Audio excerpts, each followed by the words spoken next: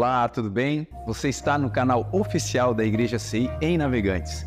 Antes de você ouvir essa poderosa mensagem do Evangelho do nosso Senhor Jesus Cristo, que pode transformar a sua vida, eu quero te convidar para você se inscrever no nosso canal e compartilhar essa mensagem. Agora sim, a mensagem será liberada. Que Deus te abençoe.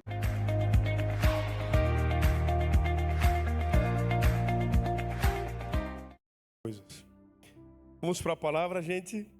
Quem quer ouvir a palavra de Deus, vamos abrir nossas Bíblias em João capítulo 7. Neste momento, enquanto estamos aqui, a igreja lá em Montevidéu está tendo culto. Temos a grata surpresa de receber uma foto de alguém que foi visitar lá em Montevidéu e mandou: olha, estou aqui na igreja cultuando. Eu digo, que lindo isso, como o mundo é pequeno, gente. Curto é a nossa mente, curto é pequeno é o nosso entendimento. E Deus quer expandir a nossa mente. Deus quer que a gente tenha a liberdade de dizer: Senhor, aquilo que Jesus mesmo disse, tudo é possível ao que crê. Tudo é possível àquele que crê. E a palavra crer vem também da mesma origem do querer. Muitas vezes a gente crê, mas não quer. E quando quer, não crê.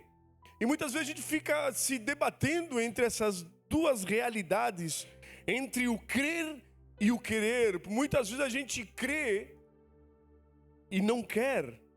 E quando a gente quer, não crê. Que Deus possa unir essas duas realidades e que o nosso crer esteja totalmente ligado com o nosso desejar, porque a palavra diz que tudo é possível. Tudo é possível, meu irmão. Não coloque limitação naquilo que Deus pode fazer na tua vida e através da tua vida. Uma vez eu ouvi um pastor, e já vamos para a palavra, que ele dizia muitas vezes: cremos em Deus, mas não cremos a Deus. Cremos na existência dele, cremos naquilo que ele fez, naquilo que ele faz, mas muitas vezes vem uma palavra de Deus sobre a nossa vida e a gente diz: será? A gente crê em Deus, mas não crê a Deus. Deus quer, outra vez eu repito, que a gente possa alinhar a nossa mente em crer em Deus e crer naquilo que Ele falou sobre mim e sobre você, porque não é pouca coisa o que Ele tem dito a respeito da tua vida, não é pouca coisa o que Ele disse a respeito da tua casa, porque Deus é fiel para cumprir aquilo que prometeu. Eu sei e tenho certeza, por mais que você não saiba, que Deus tem muitas, e não são poucas, promessas para você, e todas elas vão se cumprir em nome de Jesus. Amém? Essa água é para mim? Ah, bom. Vamos abrir nossas Bíblias em João, capítulo 7, verso 37 e 38.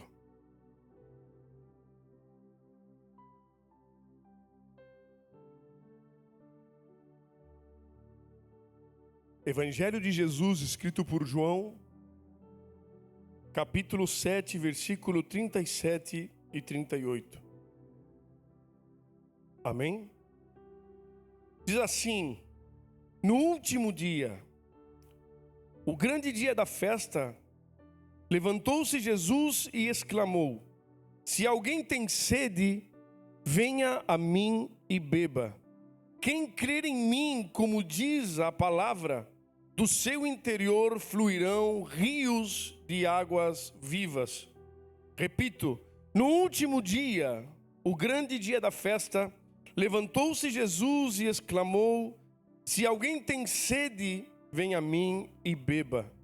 Quem crê em mim, como diz a Escritura, do seu interior fluirão rios de águas vivas. Senhor Jesus, queremos compartilhar a tua palavra, Senhor.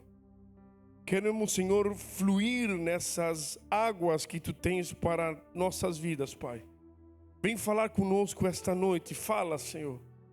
Nós queremos te ouvir, queremos ouvir a tua palavra. Ela é lâmpada, ela é luz para os nossos pés, luz para os nossos caminhos. Por isso necessitamos, Senhor, ouvir, porque a fé vem do ouvir e ouvir da tua palavra. Em nome de Jesus. Amém e amém. Aumenta a minha responsabilidade por pregar hoje esse tema porque nós temos aqui presentes nesta noite pessoas que acabam de chegar de Israel, da terra de Jesus. Foi como se eu tivesse ido junto, né? Você também? O bispo Marlos estava lá, eu digo, cara, não deixa de postar nada. E aqui diz que no último dia da festa, o grande dia da festa, e aqui a festa no princípio do capítulo, diz que a festa é a festa dos tabernáculos. Existem 3 grandes festas que o judeu comemora, entre outras, mas tem 3 que ele vai a Jerusalém para comemorar, que uma é a Páscoa, outra é Pentecostes, e a terceira é a festa dos tabernáculos. E esta festa dos tabernáculos, diferente das 2 anteriores, é uma festa de celebração, comemorando a saída do povo da escravidão do Egito e o trajeto pelo deserto, onde eles viviam em tendas. Então a cultura é que eles passam 7 dias fora da sua casa, morando em tendas, celebrando, festejando a lembrança daquela retirada da escravidão e até onde o Senhor trouxe eles, que é Israel. E diz que nessa época, Jesus estavam comemorando essa festa. No capítulo 7, versículo 1, diz que a festa era dos tabernáculos. E Jesus esperou 7 dias, porque ele foi para celebrar essa festa. E esperou 7 dias, porque todos os dias o sacerdote saía do templo, ia até o tanque de Siloé. Aí vem a responsabilidade dos que estiveram lá. Um dia vamos ir, estamos combinando essa viagem. Tudo é possível ao que crê. Tiravam a água do tanque de Siloé, que significa o enviado. A palavra diz que o tanque já falava de Jesus. Pegavam a água que estava naquele tanque, traziam e a jorravam, a despejavam no templo. Sempre, todos os dias. E no último, e era o ápice da festa, faziam não somente uma vez, mas faziam 7 vezes. Todas iam um sacerdote até lá o tanque de Siloé. Quantos metros são? Do tanque ao templo. 1 quilômetro o trajeto levando a água, despejando a água no templo. E do último e grande dia da festa, por isso que é bom ir lá, saber a distância, né? Faziam 7 vezes esse trajeto, e enquanto traziam a água, celebravam, adoravam, cantavam salmos ao Senhor. Salmos esses que também profetizavam a vinda do Messias. E Jesus me chama muito a atenção isso, e enquanto eu lia e meditava nessa palavra, me chamou a atenção de uma característica que Jesus tem sobre as nossas vidas. Ele esperou o último dia. Deus sempre vai levar você até o ponto que você diga: Senhor, é o último dia. Eu, antes da minha conversão, eu fui sempre um menino muito festeiro. Eu gostava de ir às festas e celebrava e me alegrava com meus amigos de várias maneiras. Mas como era difícil o final da festa. Como era difícil, quem passou isso sabe do final da festa. Quando todos vão embora e você fica sozinho com as consequências e a carga do que foi toda aquela vida de desordem de todo aquele dia. Aí nesse momento você diz: o que eu estou fazendo? Não vou fazer mais. Aí na outra semana você continua fazendo. Lembro de uma vez que eu tinha bebido tanto que eu cheguei em casa mal e eu disse: nunca mais. Nessa mesma noite meus amigos vieram, me arrastaram para dentro de uma caminhonete e continuamos fazendo, porque a gente não tem limites quando Jesus não está na nossa vida. A gente não sabe, a nossa vida está sem forma e vazio. Mas de repente vem da parte de Deus uma palavra que diz: haja luz. E quando Ele declara sobre nós um haja luz, a terra começa a tomar forma e tudo começa a ter sentido. Começa a haver separação entre terras e águas. Começa a haver separação entre alma e espírito. Por isso que a sua palavra é o haja luz, porque diz que ela é eficaz e poderosa para fazer distinção de alma e espírito, sentimentos e aquilo que Deus tem realmente para a tua vida. Jesus esperou até o último. Talvez você diz, não aguento mais, meu irmão ainda não chegou até o último. Talvez você tenha passado muita coisa, mas ainda não chegou ao extremo. Vocês estão me acompanhando? Talvez você está dizendo, já não aguento mais, mas meu irmão, ainda há um tempo, vai chegar o dia certo, porque Deus não chega nem tarde nem adiantado, Ele chega no momento exato que Ele tem que chegar. E Ele esperou até o 7º dia, vendo todo esse cerimonial que falava sobre Ele. Ele sabia que falava sobre Ele. Ele sabia que tudo era relacionado a Ele e falava dele. E assim mesmo Ele esperou, viu, contemplou aquele rito, até que chegou o último dia. Talvez você tenha caminhado e as coisas tenham acontecido ritualisticamente, por costume.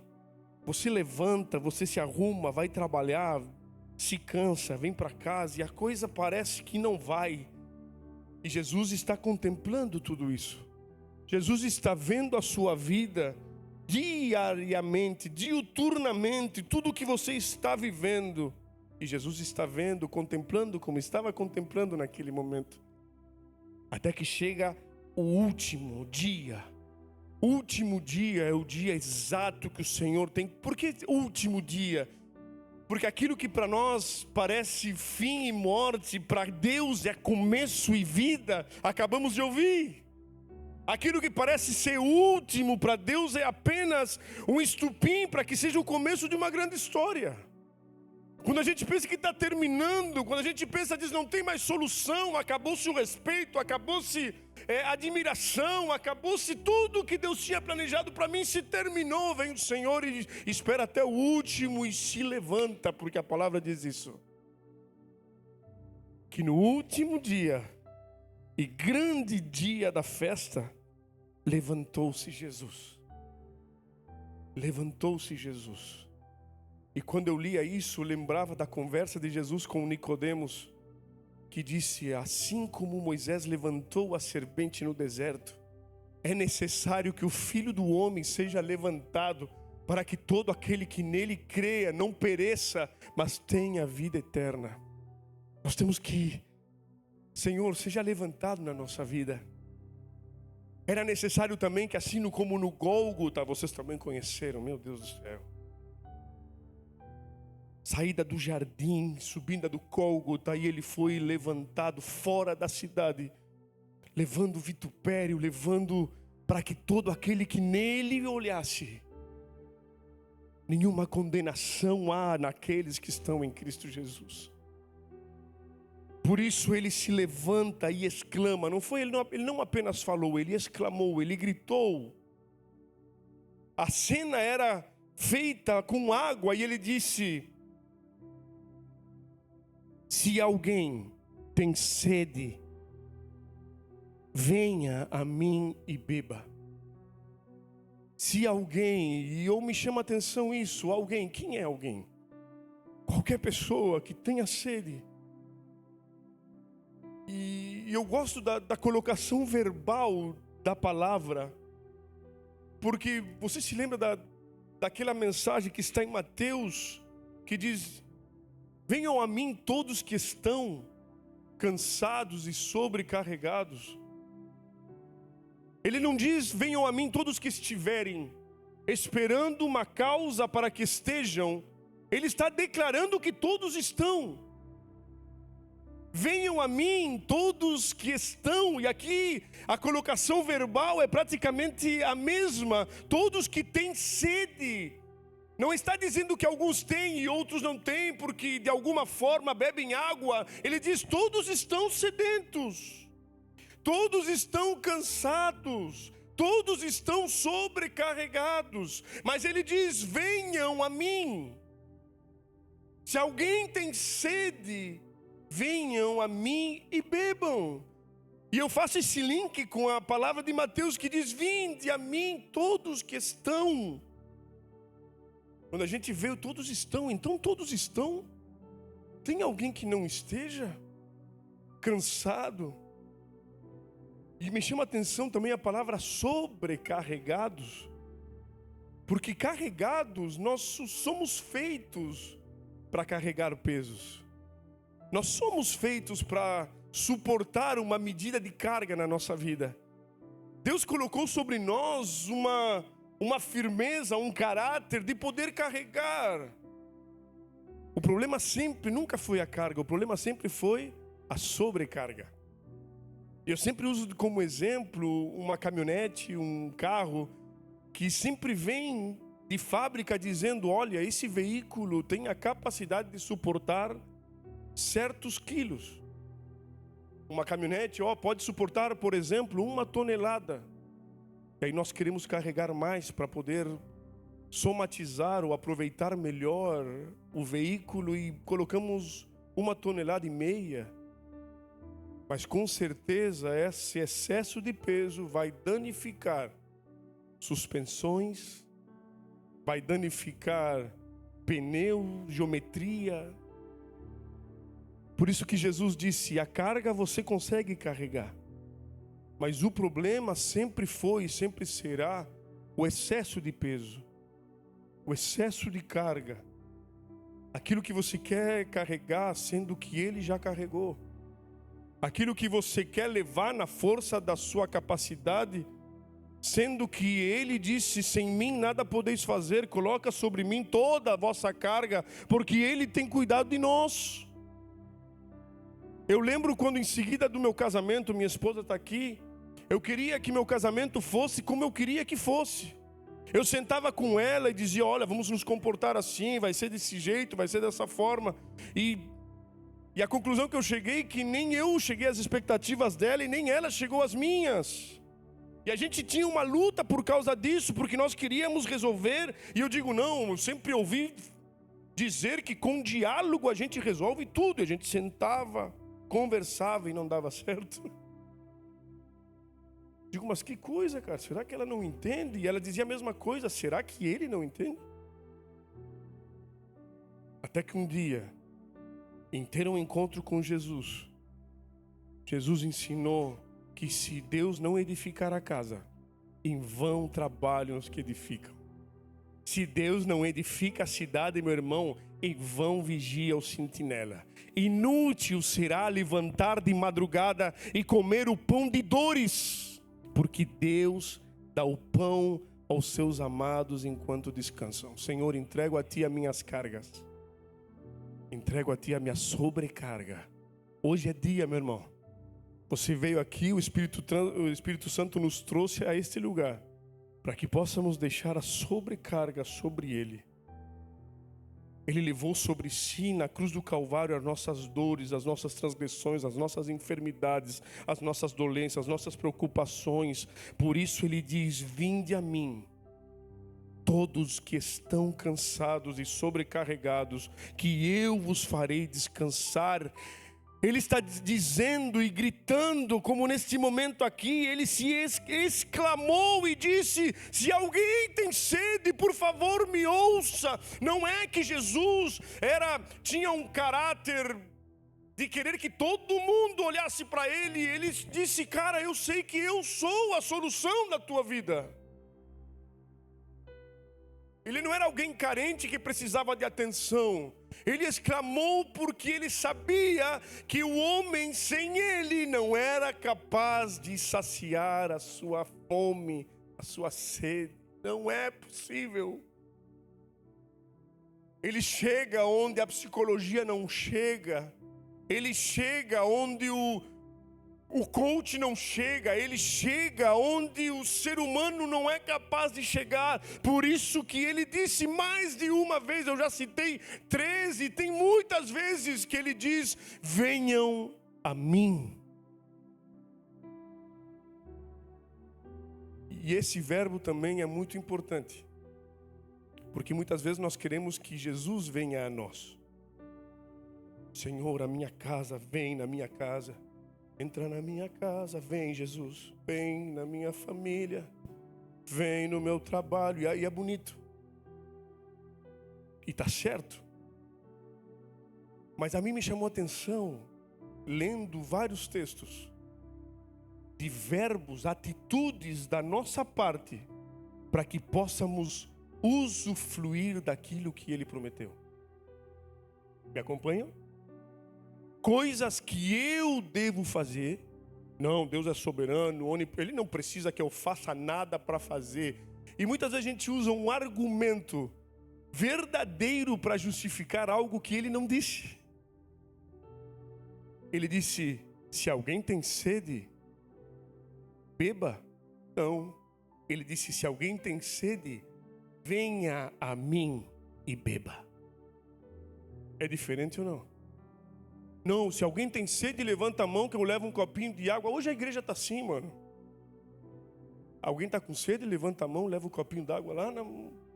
Está carente, dá um abraço aqui, eu vou lá, dá um abraço. E eu me lembrava, hoje nós conversávamos, de quando Jesus estava com uma multidão de 10.000 pessoas, multiplicando o pão, multiplicando o peixe, e todo mundo comia, todo mundo bebia. E era algo extraordinário comer do pão e do peixe que Jesus multiplicou. Até que ele começou a dizer: bom, agora terminou o milagre, começa o ensino. Agora começa o discipulado. Vocês comeram pão, vocês me seguiram não porque me conhecem a mim, mas vocês querem ver milagre, vocês querem pão todo dia, não querem já trabalhar para poder comer. Eu sou o pão que desceu do céu. Os vossos pais comeram o pão no deserto e morreram, mas aquele que de mim comer, jamais morrerá. E a galera começou a dizer: poxa, essa palavra é dura demais. Essa mensagem é muito forte. Como é que é isso? Um tipo de canibalismo? Tenho que comer da carne dele, beber do sangue dele? O que é isso? Não entendiam. E a palavra diz que começaram os discípulos a ir embora. De 10.000 pessoas, a história começa com 10.000 pessoas. Era 6.000 homens, sem contar mulheres e crianças. Era mais de 10.000, gente. A gente vai contar o percentual de mulheres aqui, é sempre maior. Foram embora e a história termina com Jesus e 12. Jesus e os 12. E aí você diz: a gente vai usar a didática. Nossa, a didática vai dizer: não, eles entenderam mal. Vai lá, explica para eles que não foi bem isso que eu quis dizer. Quando eu estava falando da minha carne, eu estava falando daquilo que eu ensino, da minha palavra. Vai lá e explica para eles que eles vão ser aceitos de novo e nós estamos com saudade. Volta, meu irmão. Jesus olhou para os 12 e disse: e vocês, não querem ir embora com eles também? Porque existe um verbo, meu irmão: se eu tenho fome, eu tenho que me aproximar dele. Se alguém tem sede, venha. Hoje é um chamado de Deus. A palavra é envia-me. É um verbo. Hoje ouvíamos a palavra hoje de manhã na sede. É envia-me, é verbo. Eu tenho que movimento.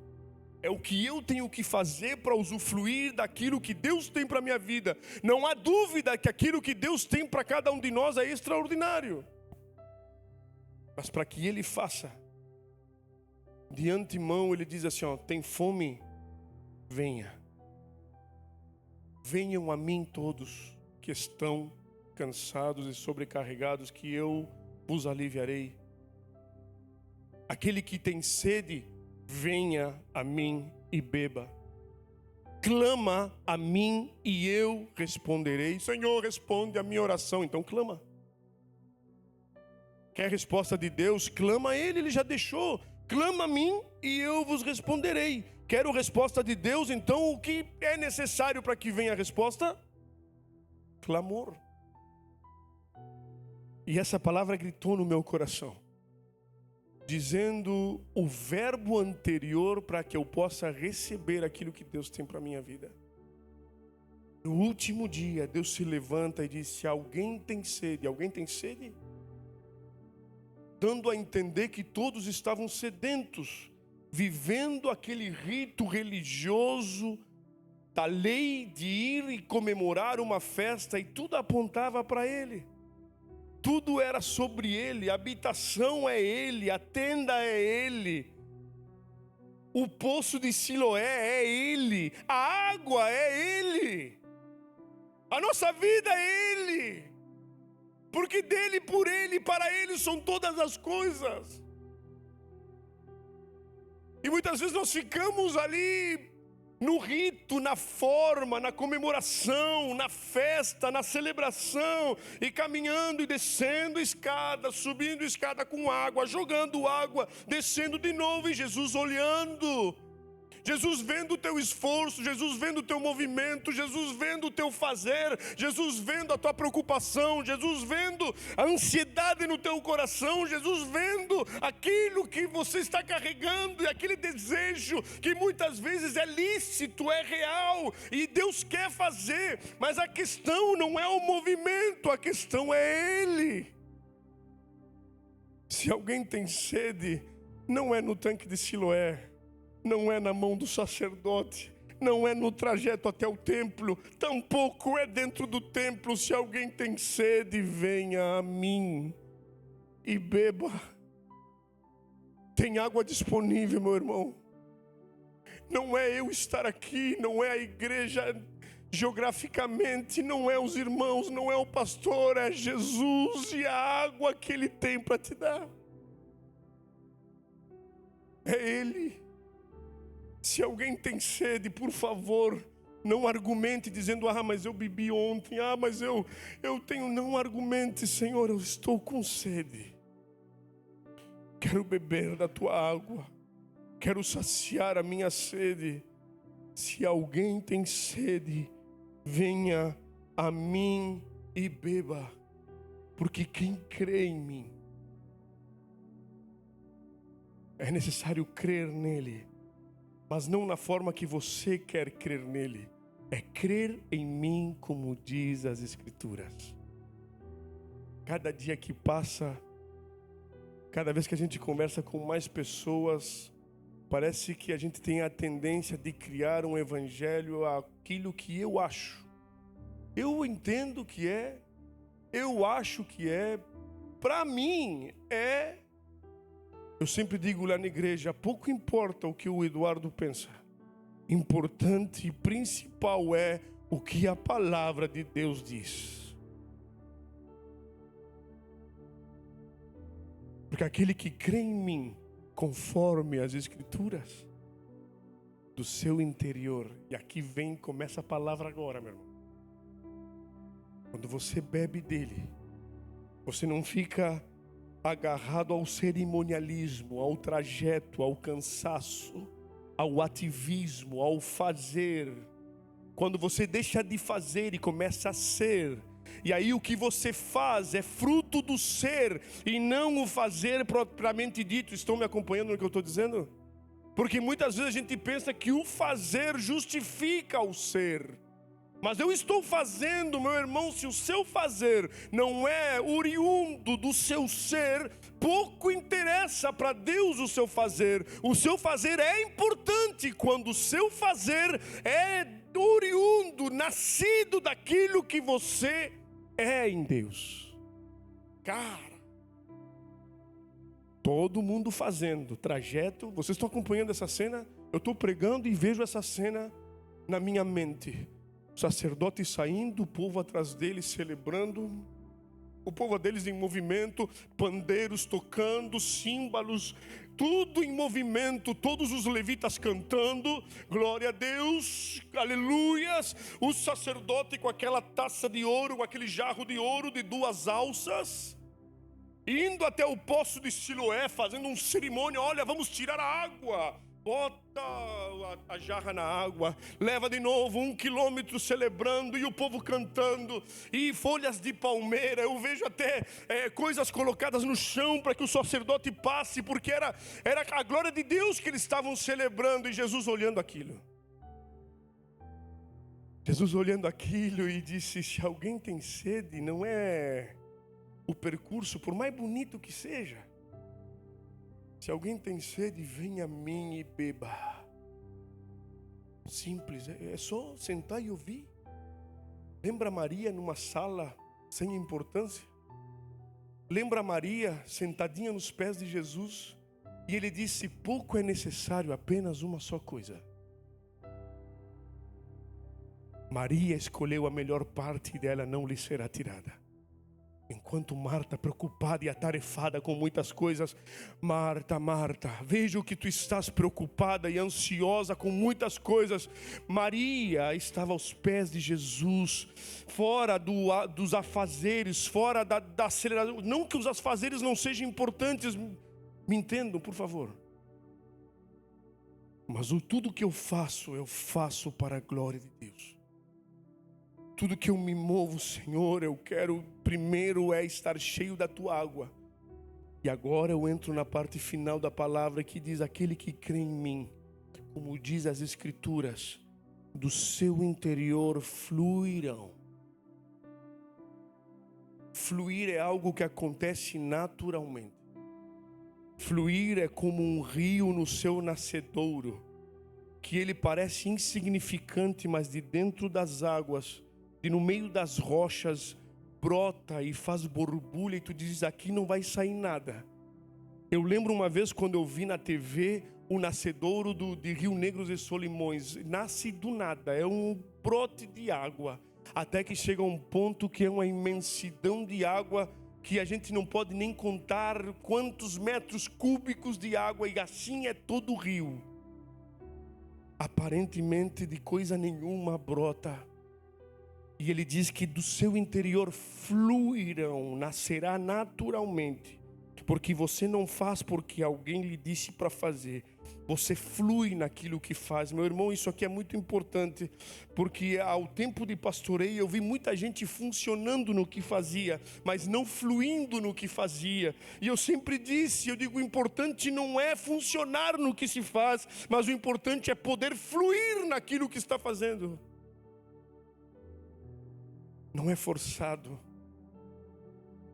Aí nós entendemos quando Jesus diz: porque meu jugo é suave e meu fardo é leve. Não é pesado, o fardo continua sendo fardo.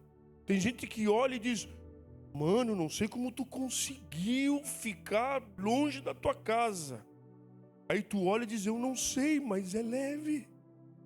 Porque ele é um fluir que sai de dentro e faz com que aquilo que você faz por amor a Ele seja prazeroso de fazer. Aquele que crê em mim, como diz a sua palavra, do seu interior fluirá. Você não tem que fazer força, você vai começar a fluir. Você vai começar a fluir no lugar, no setor onde Deus te colocou.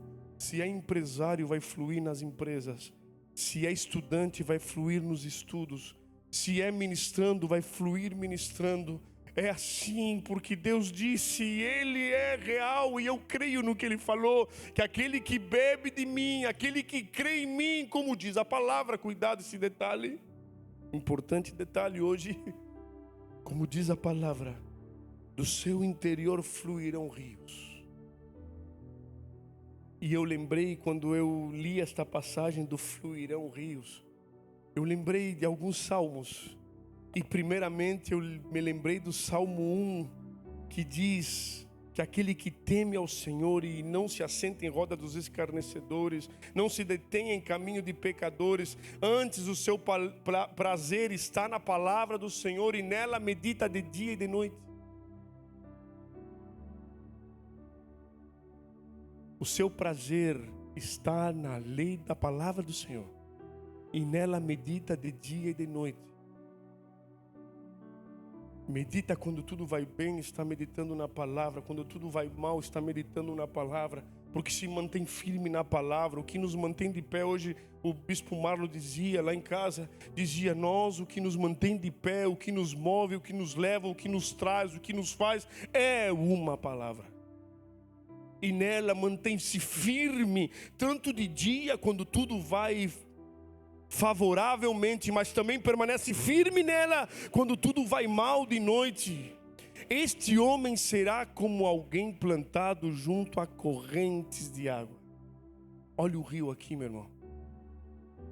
Porque quando Jesus fala que do interior fluirão rios, o rio já não diz respeito a você. O rio, guarda isso aqui, já não diz respeito a você. Nós aceitamos Jesus, somos uma fluente de água, bebemos da água e de dentro de nós começa a fluir, ao ponto que essa água nos enche. Eu gosto daquele salmo que diz: unge tua cabeça com óleo e tua taça, o teu cálice transborda. Passa por cima das bordas. Já não diz respeito a você. Primeiro esse jarro, esse rio tem que encher, mas daqui a pouco esse vaso começa a ser transformado num rio. E rio significa vida por onde ele passa. Rio significa que tudo que ele produz vai trazendo vida onde ele estiver. Ele será como árvore plantado junto a ribeiros, sua folhagem não cai, dará seu fruto a seu tempo, sua folha não cai, e tudo quanto ele faz será bem sucedido. Depois eu lembrei de um salmo, Salmo 126, que é o salmo que o Bispo Bartolomeu não veio hoje, ele pregou um dia e ele fez um cenário, e eu sou muito da imaginação, eu viajei. Ele falava das torrentes do Negueb. Quando Deus restituiu a sorte de Israel, estávamos como quem sonha. A nossa boca se encheu de riso e nosso cântico de louvores. Senhor Deus, restaura a nossa sorte como as torrentes do Negueb. E ele contava, e depois eu conferi, e eu peço para que você confira em casa. No YouTube coloque torrentes do Negueb. Negueb é um deserto árido, seco, sem vida alguma. Mas quando de repente acontece na primavera o degelo e começam a brotar as águas de cima do monte, essa pouca água que começa no degelo começa a se transformar em um grande rio. Isso acontece uma vez por ano naquele mesmo lugar. E diz que onde passa, esse rio vai acumulando um volume extraordinário de água. E ali ficam no meio do deserto galhos secos por causa da sequidão, pedras no meio do caminho, no trajeto da água. E é bonito de ver o vídeo enquanto aquele volume de água vai crescendo, galhos vão sendo movidos, pedras vão sendo arrastadas, sujeiras vão sendo limpas, coisas vão sendo movidas de um lado para o outro, a geografia vai sendo transformada. No meio do deserto, aquela areia vai sendo aberta e no meio do deserto vai abrindo um caminho para que esse monte de água possa entrar e ter o seu fim. E o bonito não é só isso. Não é somente uma água que passa. Onde essa água passa, onde essa torrente passa, onde esse rio passa, deixa úmido o lugar e começa a ganhar vida. E não sei como, talvez algum biólogo, se está entre nós, pode explicar, mas ficam dentro da terra sementes, naquele calor que chegam a 50 graus Celsius, sementes de plantas, de árvores dentro daquele lugar. E quando passa o rio, a umidade que aquele rio traz, começam a florescer flores, plantas e verdes que não se vê em lugar nenhum da humanidade. E essas torrentes do Negueb, que é o que Deus fala no Salmo 126, é exatamente o que Deus faz através da minha e da tua vida. Quando é sequidão, quando tem ramas secas, pedras obstruindo, areia ofuscando, mas debaixo dessa camada de sequidão existem sementes prontas para brotar, meu irmão. Existem coisas aí guardadas que eu não sei como elas permanecem aí, mas Deus mantém aí para que chegue o rio dele e que possa brotar coisas extraordinárias através da tua mão. Você crê nisso? Mas voltamos ao início. Aquele que tem sede, venha a mim e beba. Talvez comece com um copinho de água. Comece com apenas uma degustação, uma amostra grátis. Você bebe de Jesus, mas diz que aquele que crê em mim, como diz a sua palavra, de apenas beber a água, como ele disse para aquela mulher samaritana na beira do poço, que vinha todo dia, ao meio-dia, buscar água no poço para que ninguém visse ela caminhando, porque ela já teve 6 maridos e ela era mal vista naquele povoado.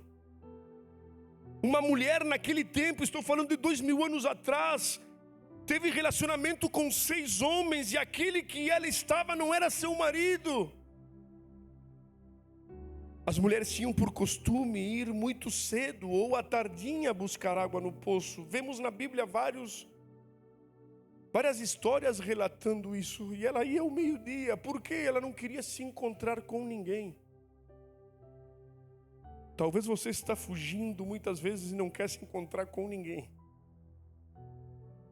Talvez você tenha medo e diz: eu não quero falar com ninguém, não adianta o que me digam, só eu sei o que eu estou sentindo.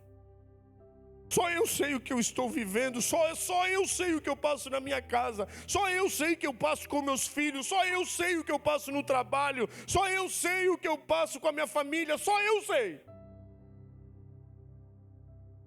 Você não quer se encontrar com ninguém, mas tem alguém aqui que quer se encontrar com você.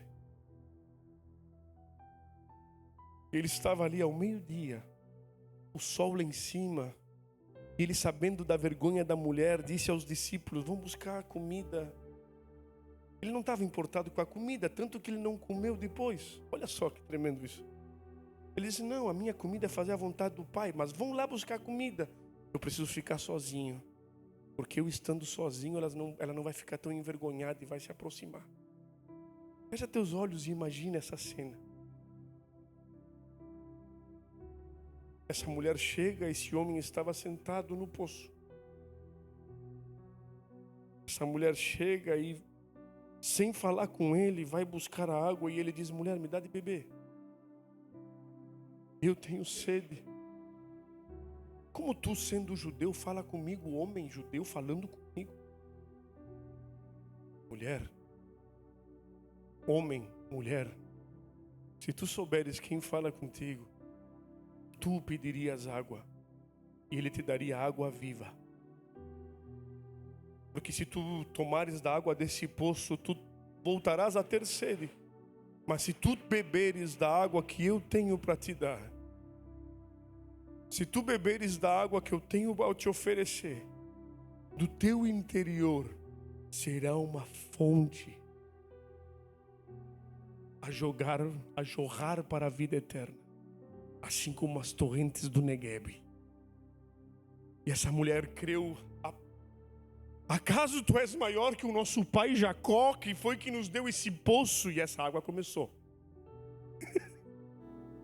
Acaso tu és maior que o nosso pai Jacó? Mulher, se tu souberes que fala contigo, sabemos que vai vir alguém que é superior aos nossos pais. E ele olhou para ela e disse: eu sou quem falo contigo. Eu sou, Jesus é Ele. Ele é para a sua vida, Ele é para a sua casa a resposta, Ele é para a sua vida a solução, Ele é para o seu cansaço o descanso, Ele é para a sua vida o sossego, Ele é para a sua família a solução, Ele é para o seu filho a resposta, Ele é tudo o que você precisa, Ele é. Mas se você tem sede, você precisa vir a Ele. E você que vai ver que tudo vai mudar na sua volta. Como essas torrentes mudam uma geografia, a sua geografia vai ser mudada. A sua família, como a minha foi, será mudada. A tua vida, como a minha foi, será transformada. A sua realidade, como a nossa foi, vai ser transformada. Venha a Ele e beba. Feche seus olhos, eu quero orar com você.